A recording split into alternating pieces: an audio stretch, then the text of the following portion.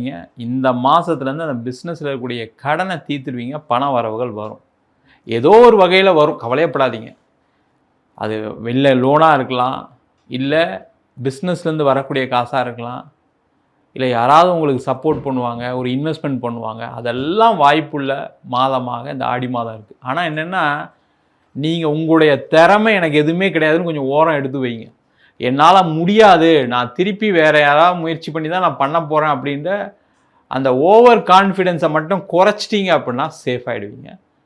பண வரவுகள் வந்துடும், பிஸ்னஸில் ஜெயிச்சிருவீங்க. அந்த ஓவர் கான்ஃபிடென்ஸை முதல்ல எடுத்து வச்சுருங்க. என்னால் முடியாதுங்க, யாராவது கூட பிஸ்னஸ் சேர்த்து தான் பண்ண போகிறேன், யாராவது சப்போர்ட் பண்ண தான் பண்ண போகிறேன் அப்படின்ற மாதிரி போயிடுங்க. சேஃப் ஆகிடுவீங்க.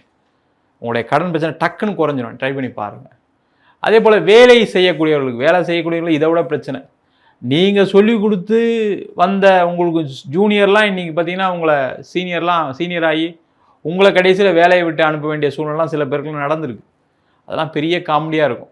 சார், நான் என்கிட்ட ஜூனியராக இருந்தால் சார் ஒன்றுமே தெரியாது சார், நான் தான் எல்லாமே ஆஃபீஸ்லேருந்து A to Z சொல்லி தந்தேன், இப்போ கடைசியில் அவர் மேனேஜராகி கடைசியாக என்னை விட்டு வேலையை விட்டு அனுப்பிச்சிட்டாங்க சார். இந்த பிரச்சனை